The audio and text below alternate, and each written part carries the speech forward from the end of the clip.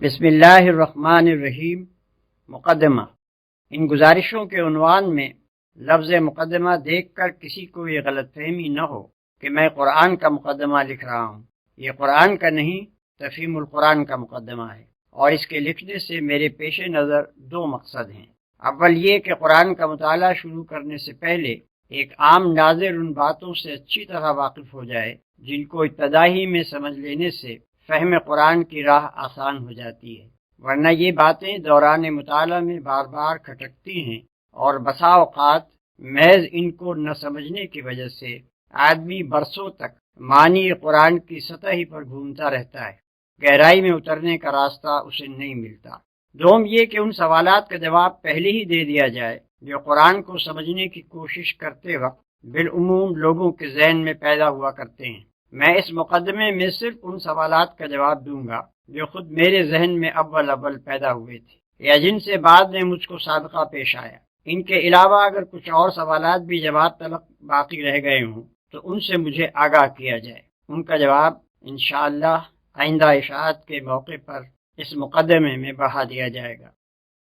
عام طور پر ہم جن کتابوں کے پڑھنے کے عادی ہیں ان میں ایک متعین موضوع پر معلومات، خیالات اور دلائل کو ایک خاص تصنیفی ترتیب کے ساتھ مسلسل بیان کیا جاتا ہے۔ اسی بنا پر جب ایک ایسا شخص جو قرآن سے ابھی تک اجنبی رہا ہے پہلی مرتبہ اس کتاب کے مطالعے کا ارادہ کرتا ہے تو وہ یہ توقع لیے ہوئے آگے بڑھتا ہے کہ کتاب ہونے کی حیثیت سے اس میں بھی عام کتابوں کی طرح پہلے موضوع کا تعین ہوگا، پھر اصل مضمون کو ابواب اور فصول میں تقسیم کر کے ترتیب بار ایک ایک مسئلے پر بحث کی جائے گی، اور اسی طرح زندگی کے ایک ایک شعبے کو بھی الگ الگ لے کر اس کے متعلق احکام و ہدایات سلسلہ وار درج ہوں گی۔ لیکن جب وہ کتاب کھول کر مطالعہ شروع کرتا ہے تو اسے یہاں اپنی توقع کے بالکل خلاف ایک دوسرے ہی انداز بیان سے سابقہ پیش آتا ہے جس سے وہ اب تک بالکل ناآشنا تھا۔ یہاں وہ دیکھتا ہے کہ اعتقادی مسائل، اخلاقی ہدایات، شرعی احکام، دعوت، نصیحت، عبرت، تنقید، ملامت، تخویف، بشارت، تسلی، دلائل، شواہد، تاریخی قصے، آثار کائنات کی طرف اشارے بار بار ایک دوسرے کے بعد آ رہے ہیں۔ ایک ہی مضمون مختلف طریقوں سے مختلف الفاظ میں دہرایا جا رہا ہے، ایک مضمون کے بعد دوسرا اور دوسرے کے بعد تیسرا اچانک شروع ہو جاتا ہے، بلکہ ایک مضمون کے بیچ میں دوسرا مضمون یکایک آ جاتا ہے۔ مخاطب اور متکلم بار بار بدلتے ہیں اور خطاب کا رخ رہ رہ کر مختلف سمتوں میں پھرتا ہے۔ بابوں اور فصلوں کی تقسیم کا کہیں نشان نہیں، تاریخ ہے تو تاریخ نگاری کے انداز میں نہیں، فلسفہ و مابعد الطبیعیات ہے تو منطق و فلسفہ کی زبان میں نہیں، انسان اور موجودات عالم کا ذکر ہے تو علوم طبیعی کے طریقے پر نہیں، تمدن و سیاست اور معیشت و معاشرت کی گفتگو ہے تو علوم عمران کے طرز پر نہیں، قانونی احکام اور اصول قانون کا بیان ہے تو مقننوں کے ڈھنگ سے بالکل مختلف، اخلاق کی تعلیم ہے تو فلسفہ اخلاق کے سارے لٹریچر سے اس کا انداز جدا۔ یہ سب کچھ اپنے سابق کتابی تصور کے خلاف پا کر آدمی پریشان ہو جاتا ہے اور اسے یوں محسوس ہونے لگتا ہے کہ یہ ایک غیر مرتب، غیر مربوط، منتشر کلام ہے جو اول سے لے کر آخر تک بے شمار چھوٹے بڑے مختلف شذرات پر مشتمل ہے، مگر مسلسل عبارت کی شکل میں لکھ دیا گیا ہے۔ مخالفانہ نقطہ نظر سے دیکھنے والا اسی پر طرح طرح کے اعتراضات کی بنا رکھ دیتا ہے، اور موافقانہ نقطہ نظر رکھنے والا کبھی معنی کی طرف سے آنکھیں بند کر کے شکوک سے بچنے کی کوشش کرتا ہے، کبھی اس ظاہری بے ترتیبی کی تعبیریں کر کے اپنے دل کو سمجھا لیتا ہے، کبھی مصنوعی طریقے سے ربط تلاش کر کے عجیب عجیب نتائج نکالتا ہے، اور کبھی نظریہ شذرات کو قبول کر لیتا ہے، جس کی وجہ سے ہر آیت اپنے سیاق و سباق سے الگ ہو کر ایسی معنی آفرینیوں کی آمادگاہ بن جاتی ہے جو قائل کی منشا کے خلاف ہوتی ہیں۔ پھر ایک کتاب کو اچھی طرح سمجھنے کے لیے ضروری ہے کہ پڑھنے والے کو اس کا موضوع معلوم ہو، اس کے مقصد و مدعا اور اس کے مرکزی مضمون کا علم ہو، اس کے انداز بیان سے واقفیت ہو، اس کی اصطلاحی زبان اور اس کے مخصوص طرز تعبیر سے شناسائی ہو، اور اس کے بیانات اپنی ظاہری عبارت کے پیچھے جن احوال و معاملات سے تعلق رکھتے ہوں وہ بھی نظر کے سامنے رہیں۔ عام طور پر جو کتابیں ہم پڑھتے ہیں ان میں یہ چیزیں بآسانی مل جاتی ہیں، اس لیے ان کے مضامین کی تہ تک پہنچنے میں ہمیں کوئی بڑی زحمت نہیں ہوتی، مگر قرآن میں یہ اس طرح نہیں ملتی جس طرح ہم دوسری کتابوں میں انہیں پانے کے عادی رہے ہیں۔ اس لیے ایک عام کتاب خواں کی سی ذہنیت لے کر جب ہم میں کا کوئی شخص قرآن کا مطالعہ شروع کرتا ہے تو اسے کتاب کے موضوع، مدعا اور مرکزی مضمون کا سراغ نہیں ملتا۔ اس کا انداز بیان اور طرز تعبیر بھی اسے کچھ اجنبی سا محسوس ہوتا ہے، اور اکثر مقامات پر اس کی عبارات کا پس منظر بھی اس کی نگاہوں سے اوجھل رہتا ہے۔ نتیجہ یہ ہوتا ہے کہ متفرق آیات میں حکمت کے جو موتی بکھرے ہوئے ہیں، ان سے کم و بیش مستفید ہونے کے باوجود آدمی کلام اللہ کی اصلی روح تک پہنچنے سے محروم رہ جاتا ہے، اور علم کتاب حاصل کرنے کے بجائے اس کو کتاب کے محض چند منتشر نکات و فوائد پر قناعت کر لینی پڑتی ہے۔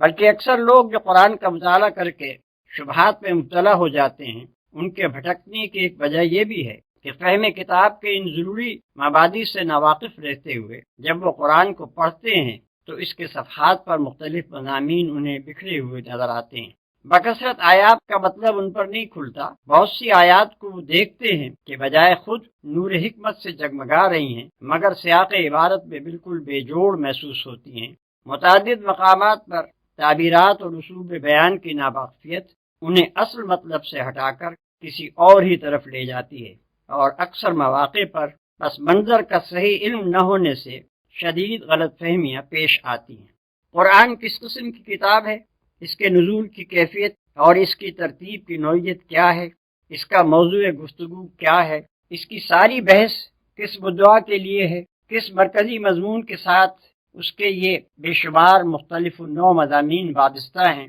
کیا طرز استدلال اور کیا طرز بیان اس نے اپنے مدعا کے لیے اختیار کیا ہے، یہ اور ایسے ہی دوسرے چند ضروری سوالات ہیں جن کا جواب صاف اور سیدھے طریقے سے اگر آدمی کو ابتدائی میں مل جائے تو وہ بہت سے خطرات سے بچ سکتا ہے، اور اس کے لیے فہم و تدبر کی راہیں کشادہ ہو سکتی ہیں۔ جو شخص قرآن میں تصنیفی ترتیب تلاش کرتا ہے اور وہاں اسے نہ پا کر کتاب کے صفحات میں بھٹکنے لگتا ہے، اس کی پریشانی کی اصل وجہ یہی ہے کہ وہ مطالعہ قرآن کے ان مبادی سے ناواقف ہوتا ہے۔ وہ اس گمان کے ساتھ مطالعہ شروع کرتا ہے کہ وہ مذہب کے موضوع پر ایک کتاب پڑھنے چلا ہے۔ مذہب کا موضوع اور کتاب، ان دونوں کا تصور اس کے ذہن میں وہی ہوتا ہے جو بالعموم مذہب اور کتاب کے متعلق ذہنوں میں پایا جاتا ہے، مگر جب وہاں اسے اپنے ذہنی تصور سے بالکل ہی مختلف ایک چیز سے سابقہ پیش آتا ہے تو وہ اپنے آپ کو اس سے مانوس نہیں کر سکتا، اور سرشتہ مضمون ہاتھ نہ آنے کے باعث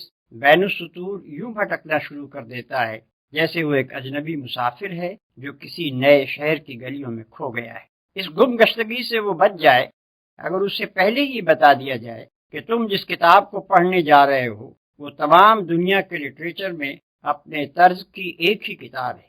اس کی تصنیف دنیا کی ساری کتابوں سے مختلف طور پر ہوئی ہے، اپنے موضوع اور مضمون اور ترتیب کے لحاظ سے بھی وہ ایک نرالی چیز ہے، لہذا تمہارے ذہن کا وہ کتابی سانچہ جو اب تک کی کتب بینی سے بنا ہے اس کتاب کے سمجھنے میں تمہاری مدد نہ کرے گا بلکہ الٹا مزاحم ہوگا۔ اسے سمجھنا چاہتے ہو تو اپنے پہلے سے قائم کیے ہوئے قیاسات کو ذہن سے نکال کر اس کی عجیب خصوصیات سے شناسائی حاصل کرو۔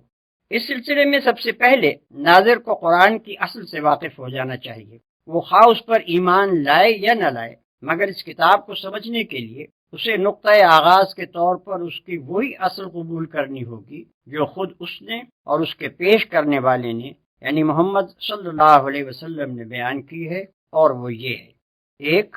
خداوند عالم نے جو ساری کائنات کا خالق اور مالک اور فرماروا ہے، اپنی بے پایا مملکت کے اس حصے میں جسے زمین کہتے ہیں انسان کو پیدا کیا، اسے جاننے اور سوچنے اور سمجھنے کی قوتیں دیں، بھلائی اور برائی کی تمیز دی، انتخاب اور ارادے کی آزادی عطا کی، تصرف کے اختیارات بخشے، اور فی الجملہ ایک طرح کی خود اختیاری آٹونومی دے کر اس زمین میں اپنا خلیفہ بنایا۔ دو، اس منصب پر انسان کو مقرر کرتے وقت خداوند عالم نے اچھی طرح اس کے کان کھول کر یہ بات اس کے ذہن نشین کر دی تھی کہ تمہارا اور تمام جہان کا مالک، معبود اور حاکم میں ہوں۔ میری سلطنت میں نہ تم خود مختار ہو نہ کسی دوسرے کے بندے ہو، اور نہ میرے سوا کوئی تمہاری اطاعت و بندگی اور پرستش کا مستحق ہے۔ دنیا کی یہ زندگی جس میں تمہیں اختیارات دے کر بھیجا جا رہا ہے، دراصل تمہارے لیے ایک امتحان کی مدت ہے، جس کے بعد تمہیں میرے پاس واپس آنا ہوگا، اور میں تمہارے کام کی جانچ کر کے فیصلہ کروں گا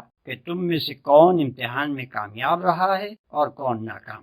تمہارے لیے صحیح رویہ یہ ہے کہ مجھے اپنا واحد معبود اور حاکم تسلیم کرو، جو ہدایت میں بھیجوں اس کے مطابق دنیا میں کام کرو، اور دنیا کو دارالامتحان سمجھتے ہوئے اس شعور کے ساتھ زندگی بسر کرو کہ تمہارا اصل مقصد میرے آخری فیصلے میں کامیاب ہونا ہے۔ اس کے برعکس تمہارے لیے ہر وہ رویہ غلط ہے جو اس سے مختلف ہو۔ اگر پہلا رویہ اختیار کرو گے جسے اختیار کرنے کے لیے تم آزاد ہو، تو تمہیں دنیا میں امن و اطمینان حاصل ہوگا، اور جب میرے پاس پلٹ کر آؤ گے تو میں تمہیں ابدی راحت و مسرت کا وہ گھر دوں گا جس کا نام جنت ہے۔ اور اگر کسی دوسرے رویے پر چلو گے جس پر چلنے کے لیے بھی تم کو آزادی دی ہے، تو دنیا میں تم کو فساد اور بے چینی کا مزہ چکھنا ہوگا، اور دنیا سے گزر کر عالم آخرت میں جب آؤ گے تو ابدی رنج و مصیبت کے اس گڑھے میں پھینک دیے جاؤ گے جس کا نام دوزخ ہے۔ نمبر 3، یہ فہمائش کر کے مالک کائنات نے نوع انسانی کو زمین میں جگہ دی،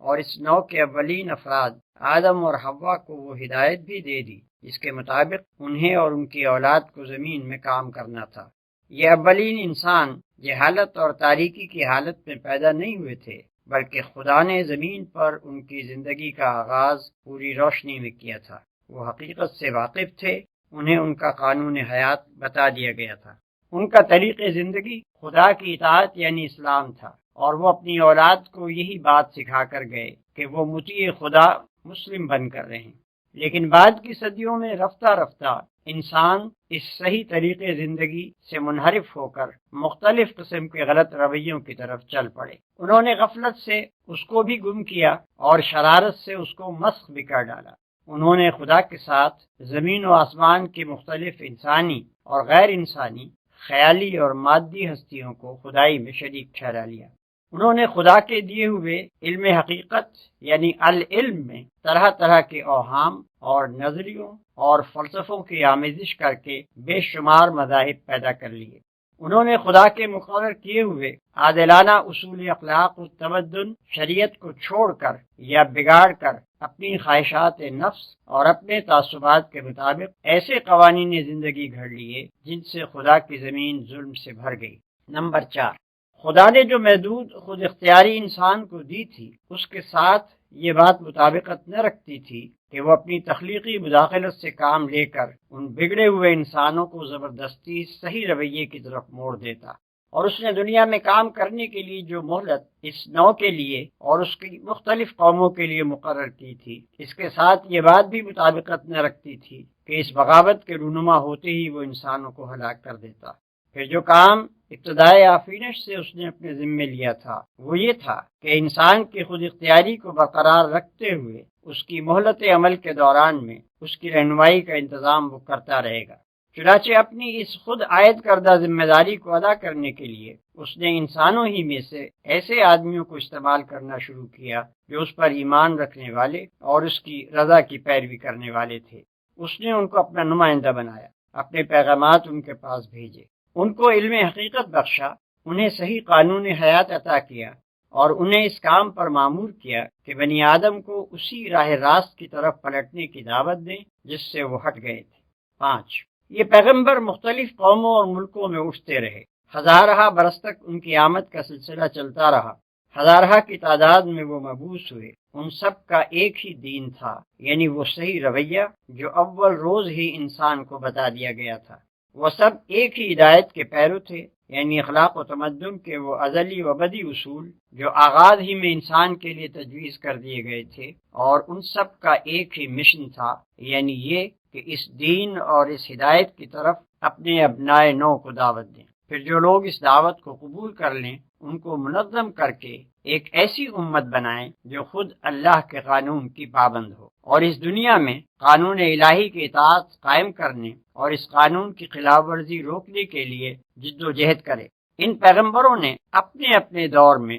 اپنے اس مشن کو پوری خوبی کے ساتھ ادا کیا۔ مگر ہمیشہ یہی ہوتا رہا کہ انسانوں کی ایک کثیر تعداد تو ان کی دعوت قبول کرنے پر آمادہ ہی نہ ہوئی، اور جنہوں نے اسے قبول کر کے امت مسلمہ کی حیثیت اختیار کی وہ رفتہ رفتہ خود بگڑتے چلے گئے، حتیٰ کہ ان میں سے بعض امتیں ہدایت الہی کو بالکل ہی گم کر بیٹھیں اور بعض نے خدا کے ارشادات کو اپنی تحریفات اور آمیزشوں سے مسخ کر دیا۔ 6۔ آخر کار خداوند عالم نے سرزمین عرب میں محمد صلی اللہ علیہ وسلم کو اسی کام کے لیے مبعوث کیا جس کے لیے پچھلے انبیاء آتے رہے تھے۔ ان کے مخاطب عام انسان بھی تھے اور پچھلے انبیاء کے بگڑے ہوئے پیرو بھی۔ سب کو صحیح رویے کی طرف دعوت دینا، سب کو از نو خدا کی ہدایت پہنچا دینا، اور جو اس دعوت و ہدایت کو قبول کریں انہیں ایک ایسی امت بنا دینا ان کا کام تھا جو ایک طرف خود اپنی زندگی کا نظام خدا کی ہدایت پر قائم کرے اور دوسری طرف دنیا کی اصلاح کے لیے جد و جہد کرے۔ اسی دعوت اور ہدایت کی کتاب یہ قرآن ہے جو اللہ نے محمد صلی اللہ علیہ وسلم پر نازل فرمائی۔ قرآن کی یہ اصل معلوم ہو جانے کے بعد ناظرین کے لیے یہ سمجھنا آسان ہو جاتا ہے کہ اس کتاب کا موضوع کیا ہے، اس کا مرکزی مضمون کیا ہے اور اس کا مدعا کیا ہے۔ اس کا موضوع انسان ہے، اس اعتبار سے کہ بلحاظ حقیقت نفس الامری اس کی فلاح اور اس کا خسران کس چیز میں ہے۔ اس کا مرکزی مضمون یہ ہے کہ ظاہر بینی یا قیاس آرائی یا خواہش کی غلامی کے سبب سے انسان نے خدا اور نظام کائنات اور اپنی ہستی اور اپنی دنیاوی زندگی کے متعلق جو نظریات قائم کیے ہیں اور ان نظریات کی بنا پر جو رویے اختیار کر لیے ہیں وہ سب حقیقت نفس الامری کے لحاظ سے غلط اور نتیجے کے اعتبار سے خود انسان ہی کے لیے تباہ کن ہیں۔ حقیقت وہ ہے جو انسان کو خلیفہ بناتے وقت خدا نے خود بتا دی تھی، اور اس حقیقت کے لحاظ سے انسان کے لیے وہی رویہ درست اور خوش انجام ہے جسے پچھلے صفحات میں ہم صحیح رویے کے نام سے بیان کر چکے ہیں۔ اس کا مدعا انسان کو اس صحیح رویے کی طرف دعوت دینا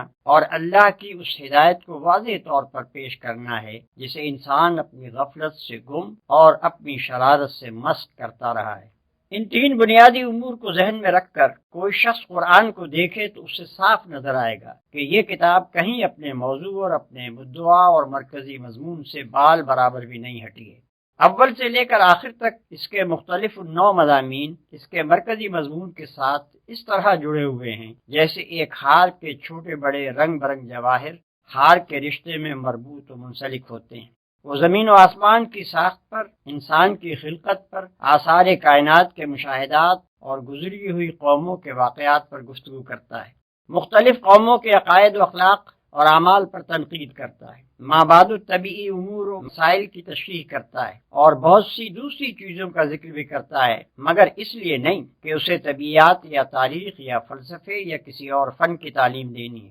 بلکہ اس لیے کہ اسے حقیقت نفس الامری کے متعلق انسان کی غلط فہمیاں دور کرنی ہے، اصل حقیقت لوگوں کے ذہن نشین کرنی ہے، خلاف حقیقت رویے کی غلطی و بد انجامی واضح کرنی ہے اور اس رویے کی طرف دعوت دینی ہے جو مطابق حقیقت اور خوش انجام ہے۔ یہی وجہ ہے کہ وہ ہر چیز کا ذکر صرف اس حد تک اور اس انداز میں کرتا ہے جو اس کے مدعا کے لیے ضروری ہے، ہمیشہ ان چیزوں کا ذکر بقدر ضرورت کرنے کے بعد غیر متعلق تفصیلات کو چھوڑ کر اپنے مقصد اور مرکزی مضمون کی طرف رجوع کرتا ہے، اور اس کا سارا بیان انتہائی یکسانی کے ساتھ دعوت کے محور پر گھومتا رہتا ہے۔ مگر قرآن کے طرز بیان اور اس کی ترتیب اور اس کے بہت سے مضامین کو آدمی اس وقت تک اچھی طرح نہیں سمجھ سکتا جب تک کہ وہ اس کی کیفیت نزول کو بھی اچھی طرح نہ سمجھ لے۔ یہ قرآن اس نوعیت کی کتاب نہیں ہے کہ اللہ تعالیٰ نے بیک وقت اسے لکھ کر محمد صلی اللہ علیہ وسلم کو دے دیا ہو اور کہہ دیا ہو کہ اسے شائع کر کے لوگوں کو ایک خاص رویہ زندگی کی طرف بلائیں۔ نیز یہ اس نوعیت کی کتاب بھی نہیں ہے کہ اس میں مصنفانہ انداز پر کتاب کے موضوع اور مرکزی مضمون کے متعلق بحث کی گئی ہو۔ یہی وجہ ہے کہ اس میں نہ تصنیفی ترتیب پائی جاتی ہے اور نہ کتابی اسلوب۔ دراصل اس کی نوعیت یہ ہے کہ اللہ تعالیٰ نے عرب کے شہر مکہ میں اپنے ایک بندے کو پیغمبری کی خدمت کے لیے منتخب کیا اور اسے حکم دیا کہ اپنے شہر اور اپنے قبیلے یعنی قریش سے دعوت کی ابتدا کرے۔ یہ کام شروع کرنے کے لیے آغاز میں جن ہدایات کی ضرورت تھی صرف وہی دی گئیں اور وہ زیادہ تر 3 مضمونوں پر مشتمل تھیں۔ ایک، پیغمبر کو اس امر کی تعلیم کہ وہ خود اپنے آپ کو اس عظیم الشان کام کے لیے کس طرح تیار کریں اور کس طرز پر کام کریں۔ دوسرے، حقیقت نفس الامری کے متعلق ابتدائی معلومات اور حقیقت کے بارے میں ان غلط فہمیوں کی مجمل تردید جو گرد و پیش کے لوگوں میں پائی جاتی تھیں، جن کی وجہ سے ان کا رویہ غلط ہو رہا تھا۔ تیسرے، صحیح رویے کی طرف دعوت اور ہدایت الہی کے ان بنیادی اصول اخلاق کا بیان جن کی پیروی میں انسان کے لیے فلاح و سعادت ہے۔ شروع کے یہ پیغامات ابتدائے دعوت کی مناسبت سے چند چھوٹے چھوٹے مختصر بولوں پر مشتمل ہوتے تھے، جن کی زبان نہایت شستہ، نہایت شیریں، نہایت پر اثر اور مخاطب قوم کے مذاق کے مطابق بہترین ادبی رنگ لیے ہوئے ہوتی تھی، تاکہ دلوں میں یہ بول تیر و نشتر کی طرح پیوست ہو جائیں، کان خود بخود ان کے ترنم کی وجہ سے ان کی طرف متوجہ ہوں، اور زبانیں ان کے حسن تناسب کی وجہ سے بے اختیار ہو کر انہیں دہرانے لگیں۔ پھر ان میں مقامی رنگ بہت زیادہ تھا، اگرچہ بیان تو کی جا رہی تھیں عالمگیر صداقتیں، مگر ان کے لیے دلائل و شواہد اور مثالیں اس قریب ترین ماحول سے لی گئی تھیں جس سے مخاطب لوگ اچھی طرح مانوس تھے۔ انہی کی تاریخ، انہی کی روایات، انہی کے روزمرہ مشاہدے میں آنے والے آثار اور انہی کی اعتقادی و اخلاقی اور اجتماعی خرابیوں پر ساری گفتگو تھی تاکہ وہ اس سے اثر لے سکیں۔ دعوت کا یہ ابتدائی مرحلہ تقریباً 4-5 سال تک جاری رہا، اور اس مرحلے میں نبی صلی اللہ علیہ وسلم کی تبلیغ کا رد عمل 3 صورتوں میں ظاہر ہوا۔ 1، چند صالح آدمی اس دعوت کو قبول کر کے امت مسلمہ بننے کے لیے تیار ہو گئے۔ 2، ایک کثیر تعداد جہالت یا خود غرضی یا آبائی طریقے کی محبت کے سبب سے مخالفت پر آمادہ ہو گئی۔ 3، مکے اور قریش کی حدود سے نکل کر اس نئی دعوت کی آواز نسبتاً زیادہ وسیع حلقے میں پہنچنے لگی۔ یہاں سے اس دعوت کا دوسرا مرحلہ شروع ہوتا ہے، اور اس مرحلے میں اسلام کی اس تحریک اور پرانی جاہلیت کے درمیان ایک سخت جاگسل کشمکش برپا ہوئی، جس کا سلسلہ 8-9 سال تک چلتا رہا۔ نہ صرف مکے میں، نہ صرف قبیلہ قریش میں، بلکہ عرب کے بیشتر حصوں میں بھی جو لوگ پرانی جاہلیت کو برقرار رکھنا چاہتے تھے، وہ اس تحریک کو بزور مٹا دینے پر تل گئے۔ انہوں نے اسے دبانے کے لیے سارے حربے استعمال کر ڈالے، جھوٹا پروپیگنڈا کیا، الزامات اور شبہات اور اعتراضات کی بوچھاڑ کی، عوام الناس کے دلوں میں طرح طرح کی وسوسہ اندازیاں کی، ناواقف لوگوں کو نبی صلی اللہ علیہ وسلم کی بات سننے سے روکنے کی کوششیں کی، اسلام قبول کرنے والوں پر نہایت وحشیانہ ظلم و ستم ڈھائے، ان کا معاشی اور معاشرتی مقاطع کیا، اور ان کو اتنا تنگ کیا کہ ان میں سے بہت سے لوگ 2 دفعہ اپنے گھر چھوڑ کر حبش کی طرف ہجرت کرنے پر مجبور ہوئے، اور بالآخر تیسری مرتبہ ان سب کو مدینے کی طرف ہجرت کرنی پڑی۔ لیکن اس شدید اور روز افزوں مزاحمت کے باوجود یہ تحریک پھیلتی چلی گئی۔ مکے میں کوئی خاندان اور کوئی گھر ایسا نہ رہا جس کے کسی نہ کسی فرد نے اسلام قبول نہ کر لیا ہو۔ بیشتر مخالفین اسلام کی دشمنی میں شدت اور تلخی کی وجہ یہی تھی کہ ان کے اپنے بھائی، بھتیجے، بیٹے، بیٹیاں، بہنیں اور بہنوئی دعوت اسلام کے نہ صرف پیرو بلکہ جانثار حامی ہو گئے تھے، اور ان کے اپنے دل و جگر کے ٹکڑے ہی ان سے برسر پیکار ہونے کو تیار تھے۔ پھر لطف یہ ہے کہ جو لوگ پرانی جاہلیت سے ٹوٹ ٹوٹ کر اس نوخیز تحریک کی طرف آ رہے تھے، وہ پہلے بھی اپنی سوسائٹی کے بہترین لوگ سمجھے جاتے تھے، اور اس تحریک میں شامل ہونے کے بعد وہ اتنے نیک، اتنے راست باز اور اتنے پاکیزہ اخلاق کے انسان بن جاتے تھے کہ دنیا اس دعوت کی برتری محسوس کیے بغیر رہ نہیں سکتی تھی جو ایسے لوگوں کو اپنی طرف کھینچ رہی تھی اور انہیں یہ کچھ بنا رہی تھی۔ اس طویل اور شدید کشمکش کے دوران میں اللہ تعالی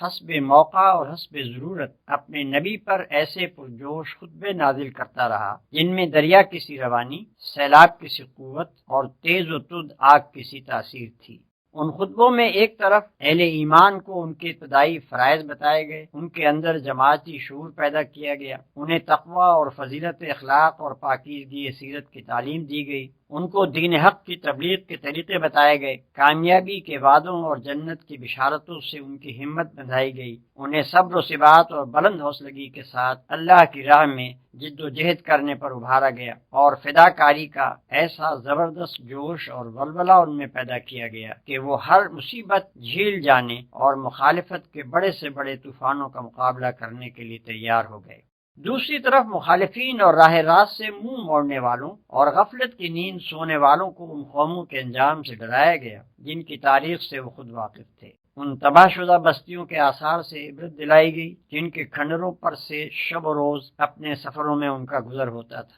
توحید اور آخرت کی دلیلیں ان کھلی کھلی نشانیوں سے دی گئیں جو رات دن زمین اور آسمان میں ان کی آنکھوں کے سامنے نمایاں تھیں، اور جن کو وہ خود اپنی زندگی میں بھی ہر وقت دیکھتے اور محسوس کرتے تھے۔ شرک اور دعوی خود مختاری اور انکار آخرت اور تقلید آبائی کی غلطیاں ایسے بین دلائل سے وعدے کی گئیں جو دل کو لگنے اور دماغ میں اتر جانے والے تھے۔ پھر ان کے ایک ایک شبے کو رفع کیا گیا، ایک ایک اعتراض کا معقول جواب دیا گیا، ایک ایک الجھن جس میں وہ خود پڑے ہوئے تھے یا دوسروں کو الجھانے کی کوشش کرتے تھے صاف کی گئی، اور ہر طرف سے گھیر کر جاہلیت کو ایسا تنگ پکڑا گیا کہ عقل و خرد کی دنیا میں اس کے لیے ٹھہرنے کی کوئی جگہ باقی نہ رہی۔ اس کے ساتھ پھر ان کو خدا کے غضب اور قیامت کی ہولناکیوں اور جہنم کے عذاب کا خوف دلایا گیا۔ ان کے برے اخلاق اور غلط طرز زندگی اور جاہلانہ رسوم اور حق دشمنی اور مومن آزاری پر انہیں ملامت کی گئی، اور اخلاق و تمدن کے وہ بڑے بڑے بنیادی اصول ان کے سامنے پیش کیے گئے جن پر ہمیشہ سے خدا کی پسندیدہ صالح تہذیبوں کی تعمیر ہوتی چلی آ رہی ہے۔ یہ مرحلہ بجائے خود مختلف منزلوں پر مشتمل تھا، جن میں سے ہر منزل میں دعوت زیادہ وسیع ہوتی گئی، جد و جہد اور مزاحمت زیادہ سخت ہوتی گئی، مختلف عقائد اور مختلف طرز عمل رکھنے والے گروہوں سے سابقہ پیش آتا گیا، اور اسی کے مطابق اللہ کی طرف سے آنے والے پیغامات میں مضامین کا تنوع بڑھتا گیا۔ یہ ہے قرآن مجید کی مکی صورتوں کا پس منظر۔ مکے میں اس تحریک کو اپنا کام کرتے ہوئے 13 سال گزر چکے تھے کہ یکایک مدینے میں اس کو ایک ایسا مرکز بہم پہنچ گیا جہاں اس کے لیے یہ ممکن ہو گیا کہ عرب کے تمام حصوں سے اپنے پیرووں کو سمیٹ کر ایک جگہ اپنی طاقت مجتمع کر لے۔ چنانچہ نبی صلی اللہ علیہ وسلم اور بیشتر متبعین اسلام ہجرت کر کے مدینے پہنچ گئے۔ اس طرح یہ دعوت تیسرے مرحلے میں داخل ہوئی۔ اس مرحلے میں حالات کا نقشہ بالکل بدل گیا۔ امت مسلمہ ایک باقاعدہ ریاست کی بنا ڈالنے میں کامیاب ہو گئی۔ پرانی جاہلیت کے علمبرداروں سے مسلح مقابلہ شروع ہوا۔ پچھلے انبیاء کی امتوں یہود و نصارہ سے بھی سابقہ پیش آیا۔ خود امت مسلمہ کے اندرونی نظام میں مختلف قسم کے منافق گھس آئے اور ان سے بھی نمٹنا پڑا، اور 10 سال کی شدید کشمکش سے گزر کر آخر کار یہ تحریک کامیابی کی اس منزل پر پہنچی کہ سارا عرب اس کے زیر نگیں ہو گیا اور عالمگیر دعوت و اصلاح کے دروازے اس کے سامنے کھل گئے۔ اس مرحلے کی بھی مختلف منزلیں تھیں، اور ہر منزل میں اس تحریک کی مخصوص ضرورتیں تھیں۔ ان ضرورتوں کے مطابق اللہ تعالیٰ کی طرف سے ایسی تقریریں نبی صلی اللہ علیہ وسلم پر نازل ہوتی رہیں جن کا انداز کبھی آتشی خطابت کا، کبھی شاہانہ فرامین و احکام کا، کبھی معلمانہ درس و تعلیم کا، اور کبھی مصلحانہ افہام و تفہیم کا ہوتا تھا۔ ان میں بتایا گیا کہ جماعت اور ریاست اور مدنیت صالحہ کی تعمیر کس طرح کی جائے، زندگی کے مختلف شعبوں کو کن اصول و ضوابط پر قائم کیا جائے، منافقین سے کیا سلوک ہو، ذمی کافروں سے کیا برتاؤ ہو، اہل کتاب سے تعلقات کی کیا نوعیت رہے، برسر جنگ دشمنوں اور معاہد قوموں کے ساتھ کیا طرز عمل اختیار کیا جائے، اور منظم اہل ایمان کا یہ گروہ دنیا میں خداوند عالم کی خلافت کے فرائض انجام دینے کے لیے اپنے آپ کو کس طرح تیار کرے۔ ان تقریروں میں ایک طرف مسلمانوں کی تعلیم و تربیت کی جاتی تھی، ان کی کمزوریوں پر تنبیہ کی جاتی تھی، ان کو راہ خدا میں جان و مال سے جہاد کرنے پر ابھارا جاتا تھا، ان کو شکست اور فتح، مصیبت اور راحت، بدحالی اور خوشحالی، امن اور خوف، غرض ہر حال میں اس کے مناسب اخلاقیات کا درس دیا جاتا تھا، اور انہیں اس طرح تیار کیا جاتا تھا کہ وہ نبی صلی اللہ علیہ وسلم کے بعد آپ کے جانشین بن کر اس دعوت و اصلاح کے کام کو انجام دے سکیں۔ دوسری طرف ان لوگوں کو جو دائرہ ایمان سے باہر تھے،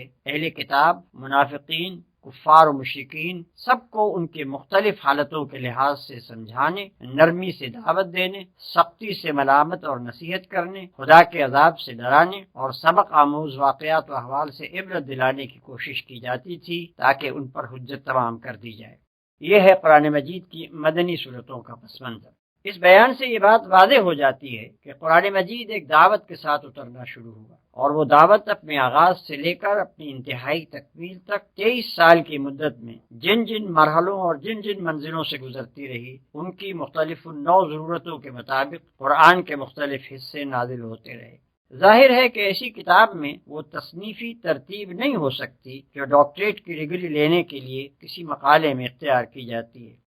پھر اس دعوت کے ارتقاء کے ساتھ ساتھ قرآن کے جو چھوٹے اور بڑے حصے نازل ہوئے وہ بھی رسالوں کی شکل میں شائع نہیں کیے جاتے تھے، بلکہ تقریروں کی شکل میں بیان کیے جاتے اور اسی شکل میں پھیلائے جاتے تھے۔ اس لیے ان کا اسلوب بھی تحریری نہ تھا بلکہ خطابت کا اسلوب تھا۔ پھر یہ خطابت بھی ایک پروفیسر کے لیکچروں کی سی نہیں بلکہ ایک دائی کے خطبوں کی سی تھی، جسے دل و دماغ، عقل اور جذبات ہر ایک سے اپیل کرنا ہوتا ہے، جس کو ہر قسم کی ذہنیتوں سے سابقہ پیش آتا ہے، جسے اپنی دعوت و تبلیغ اور عملی تحریک کے سلسلے میں بے شمار مختلف حالتوں میں کام کرنا پڑتا ہے۔ ہر ممکن پہلو سے اپنی بات دلوں میں بٹھانا، خیالات کی دنیا بدلنا، جذبات کا سیلاب اٹھانا، مخالفتوں کا زور توڑنا، ساتھیوں کی اصلاح و تربیت کرنا اور ان میں جوش اور عزم ابھارنا، دشمنوں کو دوست اور منکروں کو معترف بنانا، مخالفین کی حجت منقطع کرنا اور ان کی اخلاقی طاقت کا استحصال کر دینا، غرض اسے وہ سب کچھ کرنا ہوتا ہے جو ایک دعوت کے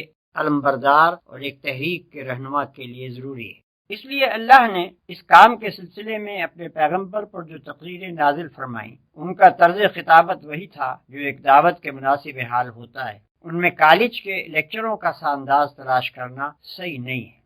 یہی سے یہ بات بھی اچھی طرح سمجھ میں آ سکتی ہے کہ قرآن میں مضامین کی اس قدر تکرار کیوں ہے۔ ایک دعوت اور عملی تحریک کا فطری اقتضا یہ ہے کہ وہ جس وقت جس مرحلے میں ہو اس میں وہی باتیں کہی جائیں جو اس مرحلے سے مناسبت رکھتی ہوں، اور جب تک دعوت ایک مرحلے میں رہے بعد کے مراحل کی بات نہ چھیڑی جائے بلکہ اسی مرحلے کی باتوں کا اعادہ کیا جاتا رہے، خواہ اس میں چند مہینے لگیں یا کئی سال صرف ہو جائیں۔ پھر اگر ایک ہی قسم کی باتوں کا اعادہ ایک ہی عبارت اور ایک ہی ڈھنگ پر کیا جاتا رہے تو کان انہیں سنتے سنتے تھک جاتے ہیں اور طبیعتیں اکتانے لگتی ہیں۔ اس لیے یہ بھی ضروری ہے کہ ہر مرحلے میں جو باتیں بار بار کہنی ہوں انہیں ہر بار نئے الفاظ، نئے اسلوب اور نئی آن بان سے کہا جائے تاکہ نہایت خوشگوار طریقے سے وہ دلوں میں بیٹھ جائیں اور دعوت کی ایک ایک منزل اچھی طرح مستحکم ہوتی چلی جائے۔ اس کے ساتھ یہ بھی ضروری ہے کہ دعوت کی بنیاد جن عقائد اور اصولوں پر ہو انہیں پہلے قدم سے آخری منزل تک کسی وقت اور کسی حال میں نظروں سے اوجھل نہ ہونے دیا جائے بلکہ ان کا اعادہ بہرحال دعوت کے ہر مرحلے میں ہوتا رہے۔ یہی وجہ ہے کہ دعوت اسلامی کے ایک مرحلے میں قرآن کی جتنی صورتیں نازل ہوئی ہیں ان سب میں بالعموم ایک ہی قسم کے مضامین، الفاظ اور انداز بیان بدل کر آئے ہیں، مگر توحید اور صفات الہی، آخرت اور اس کی باز پرس اور جزا و سزا، رسالت اور ایمان بالکتاب، تقوی اور صبر و توکل اور اسی قسم کے دوسرے بنیادی مضامین کی تکرار پورے قرآن میں نظر آتی ہے، کیونکہ اس تحریک کے کسی مرحلے میں بھی ان سے غفلت گوارا نہیں کی جا سکتی تھی۔ یہ بنیادی تصورات اگر ذرا بھی کمزور ہو جاتے تو اسلام کی یہ تحریک اپنی صحیح روح کے ساتھ نہ چل سکتی۔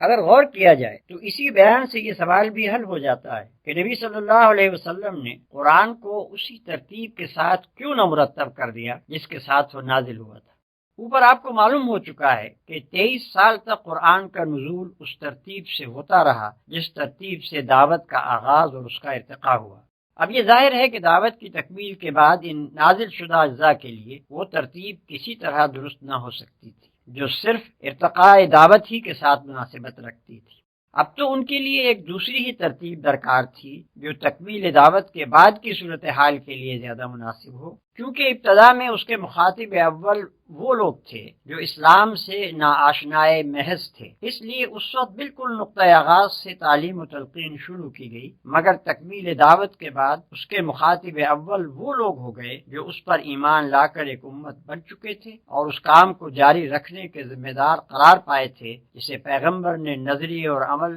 دونوں حیثیتوں سے مکمل کر کے ان کے حوالے کیا تھا۔ اب لامحالہ مقدم چیز یہ ہو گئی کہ پہلے یہ لوگ خود اپنے فرائض سے، اپنے قوانین حیات سے اور ان فتنوں سے جو پچھلے پیغمبروں کی امتوں میں رونما ہوتے رہے ہیں اچھی طرح واقف ہو لیں، پھر اسلام سے بیگانہ دنیا کے سامنے خدا کی ہدایت پیش کرنے کے لیے آگے بڑھیں۔ علاوہ بری قرآن مجید جس طرز کی کتاب ہے اسے اگر آدمی اچھی طرح سمجھ لے تو اس پر خود ہی یہ حقیقت منکشف ہو جائے گی کہ ایک ایک طرح کے مضامین کو ایک ایک جگہ جمع کرنا اس کتاب کے مزاج ہی سے مطابقت نہیں رکھتا۔ اس کے مزاج کا تو تقاضا یہی ہے کہ اس کے پڑھنے والے کے سامنے مدنی مرحلے کی باتیں مکی دور والی تعلیم کے درمیان اور مکی مرحلے کی باتیں مدنی دور والی تقریروں کے درمیان اور ابتدا کی گفتگویں آخر کی تلقینات کے بیچ میں اور آخری دور کی ہدایات آغاز کار کی تعلیمات کے پہلو میں بار بار آتی چلی جائیں، تاکہ اسلام کا پورا منظر اور جامع نقشہ اس کی نگاہ میں رہے اور کسی وقت بھی وہ یک رخا نہ ہونے پائے۔ پھر اگر قرآن کو اس کی نزولی ترتیب پر مرتب کیا بھی جاتا تو وہ ترتیب بعد کے لوگوں کے لیے صرف اسی صورت میں بامانی ہو سکتی تھی جبکہ قرآن کے ساتھ اس کی پوری تاریخ نزول اور اس کے ایک ایک جز کی کیفیت نزول و شان نزول لکھ کر لگا دی جاتی اور وہ لازمی طور پر قرآن کا ایک ضمیمہ بن کر رہتی۔ یہ بات اس مقصد کے خلاف تھی جس کے لیے اللہ تعالیٰ نے اپنے کلام کا یہ مجموعہ مرتب اور محفوظ کرایا تھا۔ وہاں تو پیش نظر چیز ہی یہ تھی کہ خالص کلام الہی بغیر کسی دوسرے کلام کی آمیزش یا شمول کے اپنی مختصر صورت میں مرتب ہو، جسے بچے، جوان، بوڑھے، عورت، مرد، شہری، دیہاتی، عامی، عالم سب پڑھیں، ہر زمانے میں اور ہر جگہ ہر حالت میں پڑھیں، اور ہر مرتبہ عقل و دانش کا انسان کم از کم یہ بات ضرور جان لے کہ اس کا خدا اس سے کیا چاہتا ہے اور کیا نہیں چاہتا۔ ظاہر ہے کہ یہ مقصد فوت ہو جاتا اگر اس مجموعہ کلام الہی کے ساتھ ایک لمبی چوڑی تاریخ بھی لگی ہوئی ہوتی اور اس کی تلاوت بھی لازم کر دی جاتی۔ حقیقت یہ ہے کہ قرآن کی موجودہ ترتیب پر جو لوگ اعتراض کرتے ہیں وہ اس کتاب کے مقصد و مدعا سے صرف نابلد ہی نہیں ہیں بلکہ کچھ اس غلط فہمی میں بھی مبتلا معلوم ہوتے ہیں کہ یہ کتاب محض علم تاریخ اور فلسفہ عمران کے طلبہ ہی کے لیے نازل ہوئی ہے۔ ترتیب قرآن کے سلسلے میں یہ بات بھی ناظرین کو معلوم ہو جانی چاہیے کہ یہ ترتیب بعد کے لوگوں کی دی ہوئی نہیں ہے بلکہ خود اللہ تعالیٰ کی ہدایت کے تحت نبی صلی اللہ علیہ وسلم ہی نے قرآن کو اس طرح مرتب فرمایا تھا۔ قاعدہ یہ تھا کہ جب کوئی صورت نازل ہوتی تو آپ اسی وقت اپنے کاتبوں میں سے کسی کو بلاتے اور اس کو ٹھیک ٹھیک قلم بند کرانے کے بعد ہدایت فرما دیتے کہ یہ صورت فلاں سورہ کے بعد اور فلاں سورہ سے پہلے رکھی جائے۔ اسی طرح اگر قرآن کا کوئی ایسا حصہ نازل ہوتا جس کو مستقل صورت بنانا پیش نظر نہ ہوتا تو آپ ہدایت فرما دیتے کہ اسے فلاں سورہ میں فلاں مقام پر درج کیا جائے۔ پھر اسی ترتیب سے آپ خود بھی نماز میں اور دوسرے مواقع پر قرآن مجید کی تلاوت فرماتے تھے اور اسی ترتیب کے مطابق صحابہ کرام بھی اس کو یاد کرتے تھے۔ لہذا یہ ایک ثابت شدہ تاریخی حقیقت ہے کہ قرآن مجید کا نزول جس روز مکمل ہوا اسی روز اس کی ترتیب بھی مکمل ہو گئی۔ جو اس کا نازل کرنے والا تھا وہی اس کا مرتب کرنے والا بھی تھا، جس کے قلب پر وہ نازل کیا گیا اسی کے ہاتھوں اسے مرتب بھی کرا دیا گیا، کسی دوسرے کی مجال نہ تھی کہ اس میں مداخلت کرتا۔ کیونکہ نماز ابتدائی سے مسلمانوں پر فرض تھی اور واضح رہے کہ 5 وقتہ نماز تو بعثت کے کئی سال بعد فرض ہوئی، لیکن نماز بجائے خود اول روز ہی سے فرض تھی۔ اسلام کی کوئی سات کبھی ایسی نہیں گزری ہے جس میں نماز فرض نہ ہو، اور تلاوت قرآن کو نماز کا ایک ضروری جز قرار دیا گیا تھا۔ اس لیے نزول قرآن کے ساتھ ہی مسلمانوں میں حفظ قرآن کا سلسلہ جاری ہو گیا، اور جیسے جیسے قرآن اترتا گیا مسلمان اس کو یاد بھی کرتے چلے گئے۔ اس طرح قرآن کی حفاظت کا انحصار صرف کھجور کے ان پتوں اور ہڈی اور جھلی کے ان ٹکڑوں ہی پر نہ تھا جن پر نبی صلی اللہ علیہ وسلم اپنے کاتبوں سے اس کو قلم بند کرایا کرتے تھے، بلکہ وہ اترتے ہی 20 پھر سینکڑوں پھر ہزاروں پھر لاکھوں دلوں پر نقش ہو جاتا تھا، اور کسی شیطان کے لیے اس کا امکان ہی نہ تھا کہ اس میں ایک لفظ کا بھی رد و بدل کر سکے۔ نبی صلی اللہ علیہ وسلم کی وفات کے بعد جب عرب میں ارتداد کا طوفان اٹھا اور اس کے فرو کرنے کے لیے صحابہ کرام کو سخت خونریز لڑائیاں لڑنی پڑیں تو ان مارکوں میں ایسے صحابہ کی کثیر تعداد شہید ہو گئی جن کو پورا قرآن حفظ تھا۔ اس سے حضرت عمر رضی اللہ تعالی عنہ کو خیال پیدا ہوا کہ قرآن کی حفاظت کے معاملے میں صرف ایک ہی ذریعے پر اعتماد کر لینا مناسب نہیں بلکہ الواح قلب کے ساتھ ساتھ صفحات قرطاس پر بھی اس کو محفوظ کرنے کا انتظام کر لینا چاہیے۔ چنانچہ اس کام کی ضرورت انہوں نے حضرت ابوبکر صدیق رضی اللہ عنہ پر وعدے کی اور انہوں نے کچھ تعمل کے بعد اس سے اتفاق کر کے حضرت زید بن ثابت انصاری رضی اللہ تعالی عنہ کو جو نبی صلی اللہ علیہ وسلم کے کاتب یعنی سیکریٹری رہ چکے تھے اس خدمت پر مامور فرمایا۔ قاعدہ یہ مقرر کیا گیا کہ ایک طرف تو وہ تمام لکھے ہوئے اجزاء فراہم کر لیے جائیں جو نبی صلی اللہ علیہ وسلم نے چھوڑے ہیں۔ دوسری طرف صحابہ کرام میں سے بھی جس کے پاس قرآن یا اس کا کوئی حصہ لکھا ہوا ملے وہ ان سے لے لیا جائے۔ معتبر روایات سے معلوم ہوتا ہے کہ حضور صلی اللہ علیہ وسلم کی زندگی میں متعدد صحابہ کرام نے قرآن کو یا اس کے مختلف اجزاء کو اپنے پاس قلم بند کر کے رکھ چھوڑا تھا۔ چنانچہ اس سلسلے میں حضرات عثمان، علی، عبداللہ ابن مسعود، عبداللہ ابن عمر بن عاص، سالم مولا حذیفہ، زید بن ثابت، معاذ بن جبل، ابی بن کعب اور ابو زید قیس بن السکن رضی اللہ عنہم کے ناموں کی تصریح ملتی ہے۔ اور پھر حفاظ قرآن سے بھی مدد لی جائے اور ان تینوں ذرائع کی متفقہ شہادت پر کامل صحت کا اطمینان کرنے کے بعد قرآن کا ایک ایک لفظ مصحف میں ثبت کیا جائے۔ اس تجویز کے مطابق قرآن مجید کا ایک مستند نسخہ تیار کر کے ام المومنین حضرت حفصہ رضی اللہ عنہا کے ہاں رکھوا دیا گیا اور لوگوں کو عام اجازت دے دی گئی کہ جو چاہے اس کی نقل کرے اور جو چاہے اس سے مقابلہ کر کے اپنے نسخے کی تصحیح کر لے۔ عرب میں مختلف علاقوں اور قبیلوں کی بولیوں میں ویسے ہی فرق پائے جاتے تھے جیسے ہمارے ملک میں شہر کی بولی اور ضلع کی بولی میں فرق ہے۔ حالانکہ زبان سب کی وہی ایک اردو یا پنجابی یا بنگالی وغیرہ ہے۔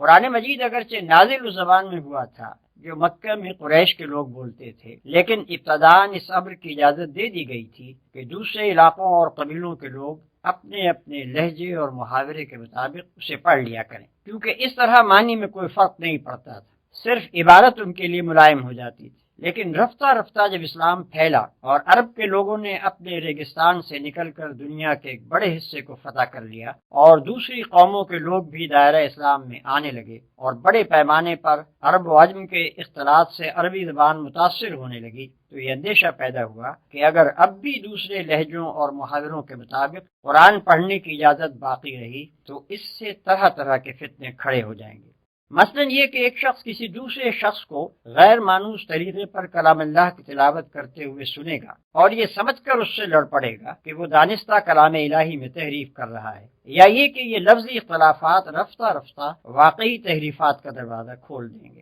یا یہ کہ عرب و عجم کے اختلاط سے جن لوگوں کی زبان بگڑے گی وہ اپنی بگڑی ہوئی زبان کے مطابق قرآن میں تصرف کر کے اس کے حسن کلام کو بگاڑ دیں گے۔ ان وجوہ سے حضرت عثمان رضی اللہ عنہ نے صحابہ کرام رضوان اللہ تعالی علیہم اجمعین کے مشورے سے یہ طے کیا کہ تمام ممالک اسلامیہ میں صرف اس معیاری نسخہ قرآن کی نقلیں شائع کی جائیں جو حضرت ابوبکر رضی اللہ عنہ کے حکم سے ضبط تحریر میں لایا گیا تھا، اور باقی تمام دوسرے لہجوں اور محاوروں پر لکھے ہوئے مصاحف کی اشاعت ممنوع قرار دے دی جائے۔ آج جو قرآن ہمارے ہاتھوں میں ہے یہ ٹھیک اسی مصحف صدیقی کے مطابق ہے جس کی نقلیں حضرت عثمان رضی اللہ عنہ نے سرکاری اہتمام سے تمام دیار و امصار میں بھجوائی تھیں۔ اس وقت بھی دنیا میں متعدد مقامات پر قرآن کے وہ مستند نسخے موجود ہیں۔ کسی کو اگر قرآن کی محفوظیت میں ذرہ برابر بھی شک ہو تو وہ اپنا اطمینان اس طرح کر سکتا ہے کہ مغربی افریقہ میں کسی کتاب فروش سے قرآن کا ایک نسخہ خریدے اور جاوا میں کسی حافظ سے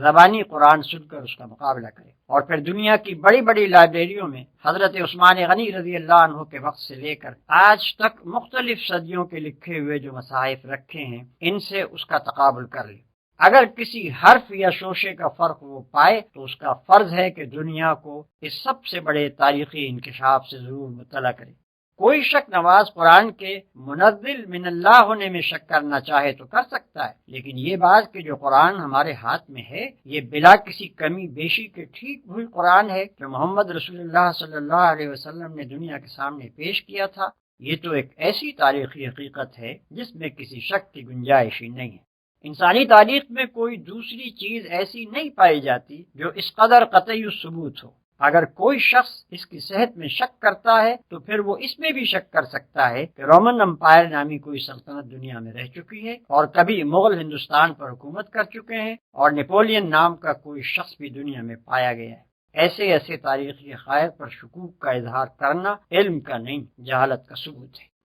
قرآن ایک ایسی کتاب ہے جس کی طرف دنیا میں بے شمار انسان بے شمار مقاصد لے کر رجوع کرتے ہیں۔ ان سب کی ضروریات اور اغراض کو پیش نظر رکھ کر کوئی مشورہ دینا آدمی کے لیے ممکن نہیں ہے۔ طالبوں کے اس ہجوم میں مجھ کو صرف ان لوگوں سے دلچسپی ہے جو اس کو سمجھنا چاہتے ہیں۔ اور یہ معلوم کرنے کے خواہش مند ہیں کہ یہ کتاب انسان کے مسائل زندگی میں اس کی کیا رہنمائی کرتی ہے۔ ایسے لوگوں کو میں یہاں طریقے مطالعہ قرآن کے بارے میں کچھ مشورے دوں گا اور کچھ ان مشکلات کو حل کرنے کی کوشش کروں گا جو بالعموم انسان کو اس معاملے میں پیش آتی ہیں۔ کوئی شخص چاہے قرآن پر ایمان رکھتا ہو یا نہ رکھتا ہو، بہرحال اگر وہ اس کتاب کو فی الواقع سمجھنا چاہتا ہے تو اولین کام اسے یہ کرنا چاہیے کہ اپنے ذہن کو پہلے سے قائم کیے ہوئے تصورات اور نظریات سے اور موافقانہ یا مخالفانہ اغراض سے جس حد تک ممکن ہو خالی کر لے اور سمجھنے کا خالص مقصد لے کر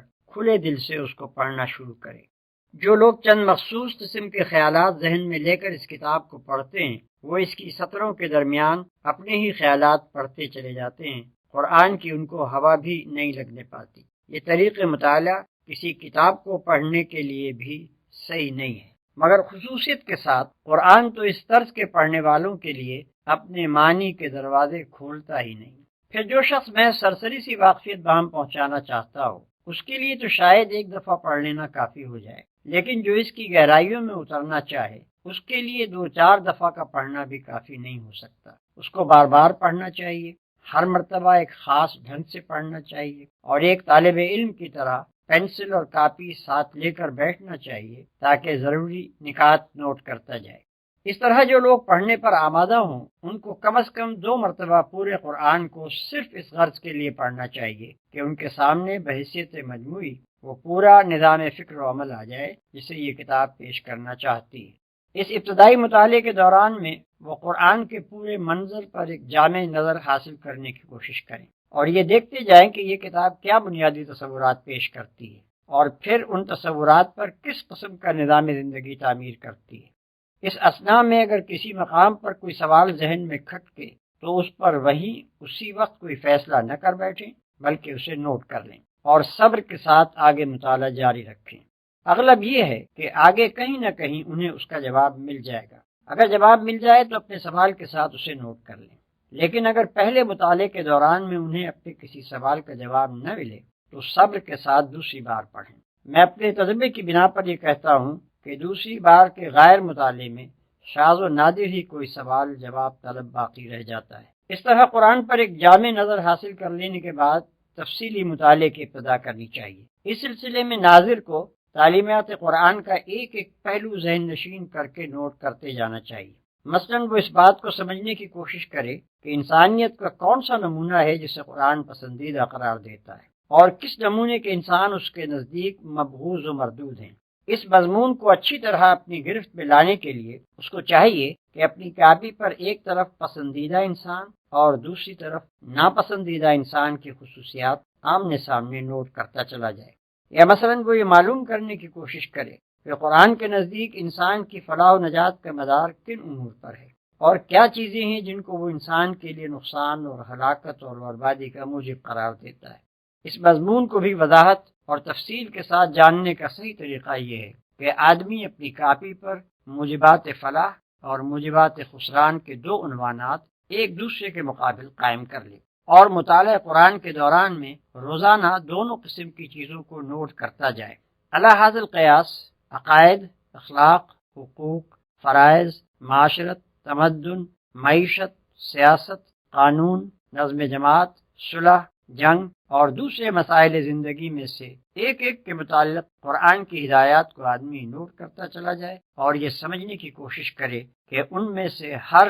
شعبے کی مجموعی شکل کیا بنتی ہے اور پھر ان سب کو ملا کر جوڑ دینے سے پورا نقشہ زندگی کس قسم کا بنتا ہے۔ پھر جب آدمی کسی خاص مسئلے زندگی کے بارے میں تحقیق کرنا چاہے کہ قرآن کا نقطہ نظر اس کے متعلق کیا ہے تو اس کے لیے عمدہ طریقہ یہ ہے کہ پہلے وہ اس مسئلے کے متعلق قدیم و جدید لٹریچر کا گہرا مطالعہ کر کے واضح طور پر یہ معلوم کر لے کہ اس مسئلے کے بنیادی نکات کیا ہیں، انسان نے اب تک اس پر کیا سوچا اور سمجھا ہے، کیا امور اس میں تصفیہ طلب ہیں اور کہاں جا کر انسانی فکر کی گاڑی اٹک جاتی ہے۔ اس کے بعد انہی تصفیہ طلب مسائل کو نگاہ میں رکھ کر آدمی کو قرآن کا مطالعہ کرنا چاہیے۔ میرا تجربہ ہے کہ اس طرح جب آدمی کسی مسئلے کی تحقیق کے لیے قرآن پڑھنے بیٹھتا ہے تو اسے ایسی آیتوں میں اپنے سوالات کا جواب ملتا ہے جنہیں وہ اس سے پہلے 20 مرتبہ پڑھ چکا ہوتا ہے اور کبھی اس کے حاشیہ خیال میں بھی یہ بات نہیں آتی کہ یہاں یہ مضمون بھی چھپا ہوا ہے۔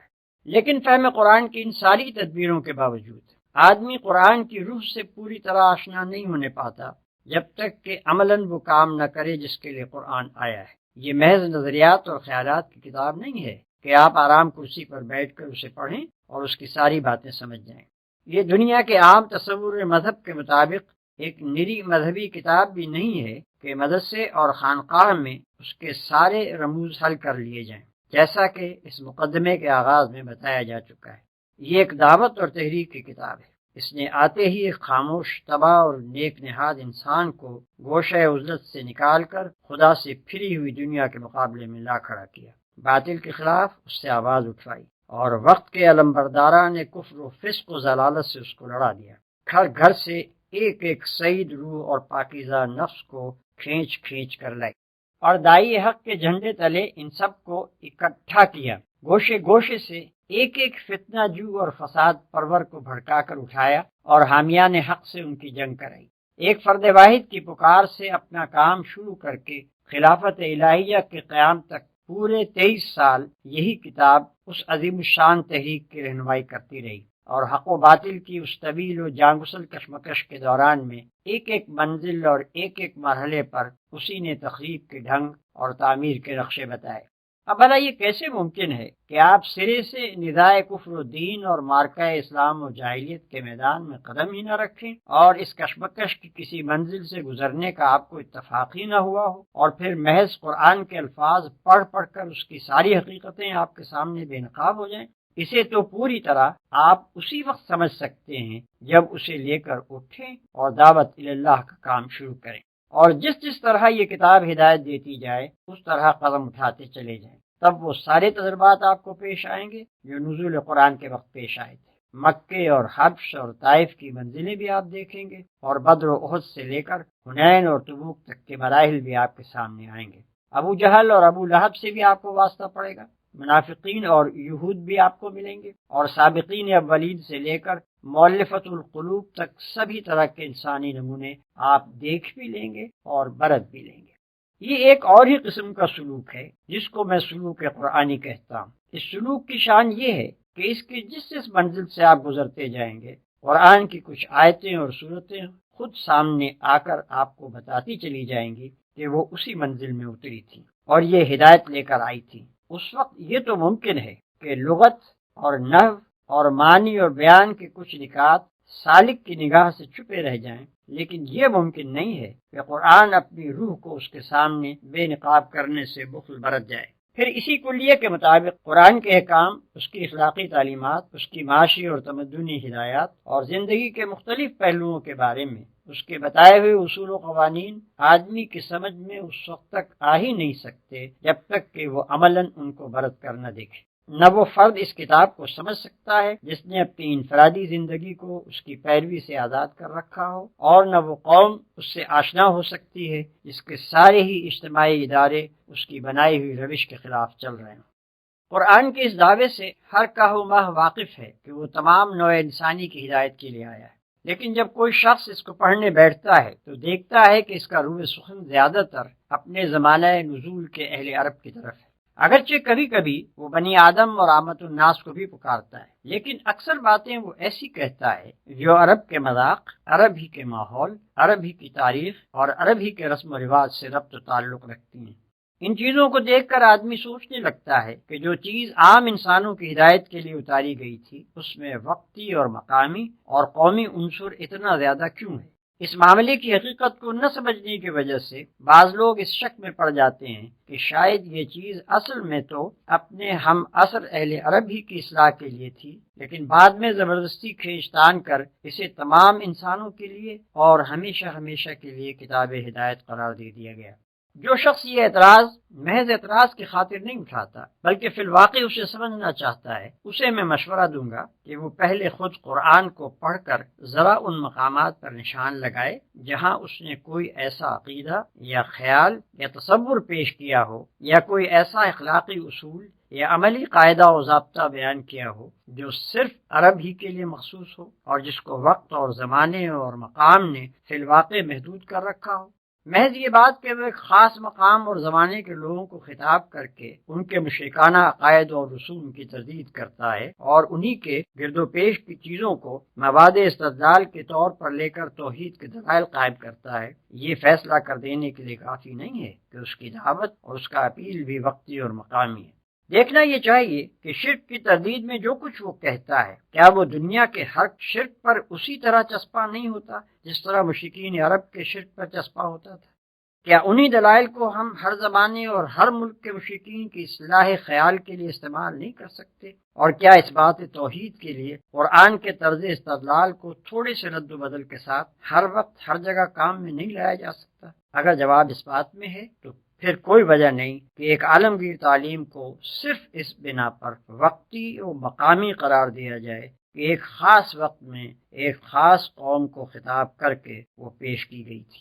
دنیا کا کوئی فلسفہ اور کوئی نظام زندگی اور کوئی مذہب فکر ایسا نہیں ہے جس کی ساری باتیں از اول تا آخر تجریدی ایبسٹریکٹ طرز بیان میں پیش کی گئی اور کسی متعین حالت یا صورت پر اس کو چسپاں کر کے ان کی توضیح نہ کی گئی ہو۔ ایسی مکمل تجرید اول تو ممکن نہیں ہے، اور ممکن ہو بھی تو جو چیز اس طریقے پر پیش کی جائے گی وہ صرف صفحہ کاغذ ہی پر رہ جائے گی، انسانوں کی زندگی میں اس کا جذب ہو کر ایک عملی نظام میں تبدیل ہونا محال ہے۔ پھر کسی فکری اور اخلاقی اور تمدنی تحریک کو اگر بین الاقوامی پیمانے پر پھیلانا مقصود ہو تو اس کے لیے بھی یہ قطعاً ضروری نہیں ہے، بلکہ سچ یہ ہے کہ مفید بھی نہیں ہے کہ شروع سے اس کو بالکل ہی بین الاقوامی بنانے کی کوشش کی جائے۔ در حقیقت اس کا صحیح عملی طریقہ صرف ایک ہی ہے، اور وہ یہ ہے کہ جن افکار اور نظریات اور اصولوں پر وہ تحریک انسانی زندگی کے نظام کو قائم کرنا چاہتی ہے انہیں پوری قوت کے ساتھ خود اس ملک میں پیش کیا جائے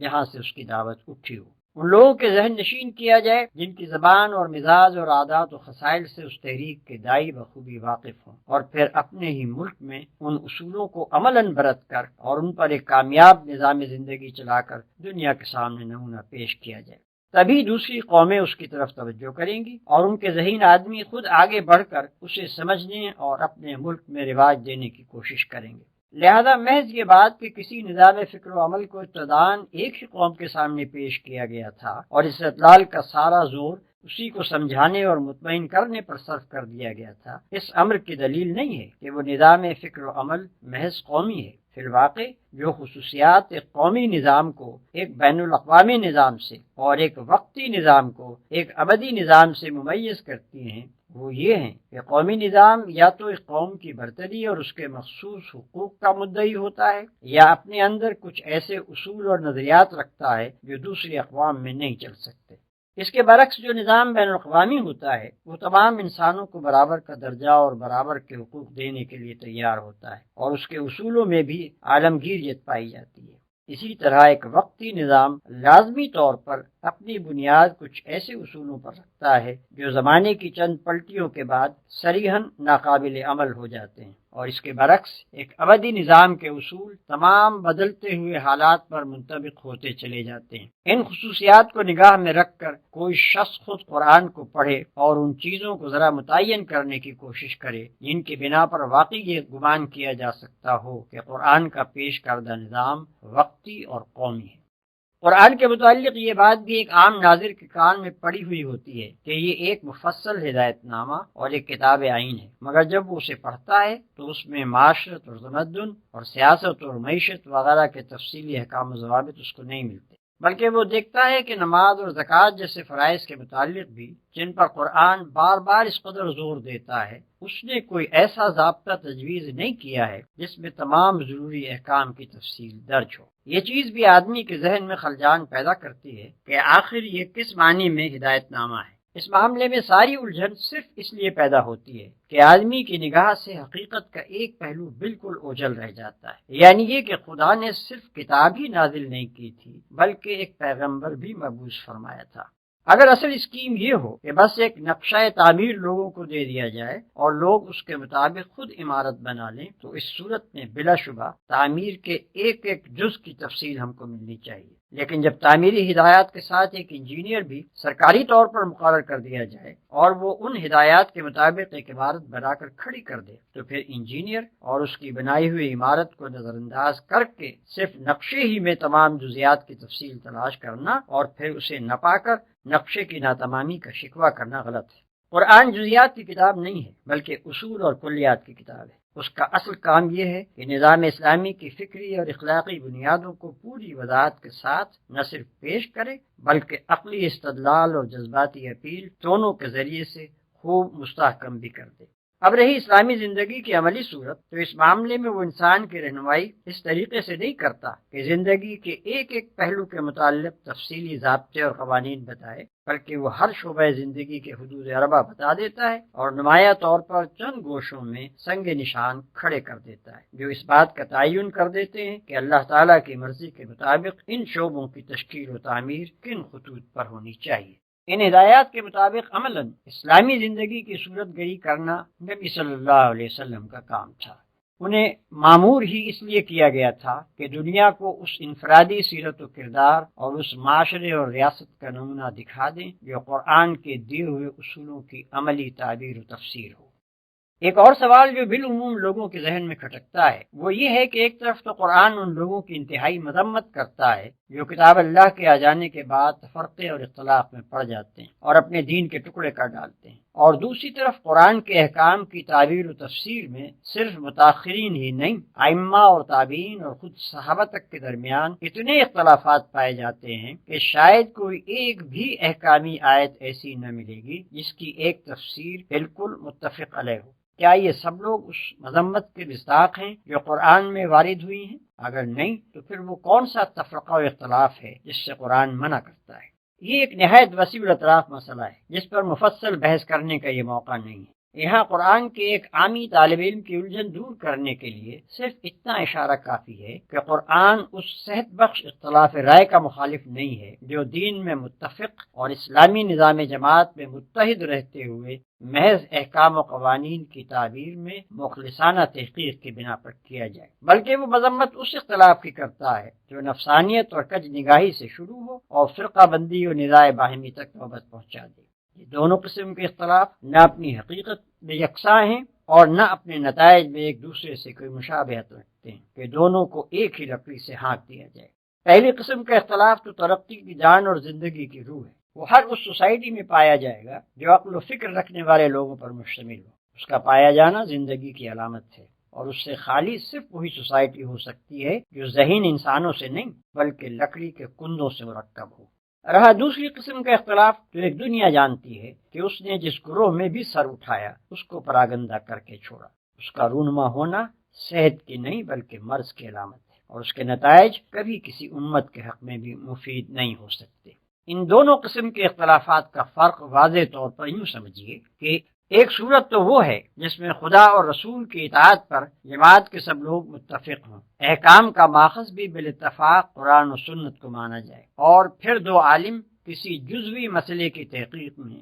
یا دو قاضی کسی مقدمے کے فیصلے میں ایک دوسرے سے اختلاف کریں، مگر ان میں سے کوئی بھی نہ تو اس مسئلے کو اور اس میں اپنی رائے کو مدار دین بنائے اور نہ اس سے اختلاف کرنے والے کو دین سے خارج قرار دے، بلکہ دونوں اپنے اپنے دلائل دے کر اپنی حد تک تحقیق کا حق ادا کر دیں، اور یہ بات رائے عام پر یا اگر عدالتی مسئلہ ہو تو ملک کی آخری عدالت پر یا اگر اجتماعی معاملہ ہو تو نظام جماعت پر چھوڑ دیں کہ وہ دونوں رائےوں میں سے جس کو چاہیں قبول کریں یا دونوں کو جائز رکھیں۔ دوسری صورت یہ ہے کہ اختلاف سرے سے دین کی بنیادوں ہی میں کر ڈالا جائے، یا یہ کہ کوئی عالم یا صوفی یا مفتی یا متکلم یا لیڈر کسی ایسے مسئلے میں جس کو خدا اور رسول نے دین کا بنیادی مسئلہ قرار نہیں دیا تھا ایک رائے اختیار کرے اور خواہ مخواہ کھینچتان کر اس کو دین کا بنیادی مسئلہ بنا ڈالے، اور پھر جو اس سے اختلاف کرے اس کو خارج از دین و ملت قرار دے اور اپنے حامیوں کا ایک جتھا بنا کر کہے کہ اصل امت مسلمہ بس یہ ہے اور باقی سب جہنمی ہیں، اور ہانک پکار کر کہے کہ مسلم ہے تو بس اس جتھے میں آ جا ورنہ تو مسلم ہی نہیں ہے۔ قرآن نے جہاں کہیں بھی اختلاف و فرقہ بندی کی مخالفت کی ہے اس سے اس کی مراد یہ دوسری قسم کا اختلاف ہی ہے رہا پہلی قسم کا اختلاف تو اس کی متعدد مثالیں خود نبی صلی اللہ علیہ وسلم کے سامنے پیش آ چکی تھیں، اور آپ نے صرف یہی نہیں کہ اس کو جائز رکھا بلکہ اس کی تحسین بھی فرمائی، اس لیے کہ وہ اختلاف تو اس بات کا پتہ دیتا ہے کہ جماعت میں غور و فکر اور تحقیق و تجسس اور فہم و تفقع کی صلاحیتیں موجود ہیں، اور جماعت کے ذہین لوگوں کو اپنے دین سے اور اس کے احکام سے دلچسپی ہے، اور ان کی ذہانتیں اپنے مسائل زندگی کا حل دین کے باہر نہیں بلکہ اس کے اندر ہی تلاش کرتی ہیں، اور جماعت بحیثیت مجموعی اس زرین قاعدے پر عامل ہے کہ اصول میں متفق رہ کر اپنی وحدت برقرار رکھے، اور پھر اپنے اہل علم و فکر کو صحیح حدود کے اندر تحقیق و اجتہاد کی آزادی دے کر ترقی کے مواقع بھی باقی رکھے۔ ھذا ما عندی والعلم عند اللہ علیہ توکلت والیہ انیب۔ اس مقدمے میں تمام ان مسائل کا استقصاء کرنا میرے پیش نظر نہیں ہے جو مطالعہ قرآن کے دوران میں ایک ناظر کے ذہن میں پیدا ہوتے ہیں، اس لیے کہ ان سوالات کا بیشتر حصہ ایسا ہے جو کسی نہ کسی آیت یا صورت کے سامنے آنے پر ذہن کو کھٹکتا ہے، اور اس کا جواب تفہیم القرآن میں برسر موقع دے دیا گیا ہے۔ لہذا ایسے سوالات کو چھوڑ کر میں نے یہاں صرف ان جامع مسائل سے بحث کی ہے جو بحیثیت مجموعی پورے قرآن سے تعلق رکھتے ہیں۔ ناظرین کرام سے میری درخواست ہے کہ صرف اس مقدمے کو دیکھ کر ہی اس کے تشنہ ہونے کا فیصلہ نہ کر دیں، بلکہ پوری کتاب کو دیکھنے کے بعد اگر ان کے ذہن میں کچھ سوالات جواب طلب باقی رہ جائیں یا کسی سوال کے جواب کو وہ ناکافی پائیں تو مجھے اس سے مطلع فرمائیں۔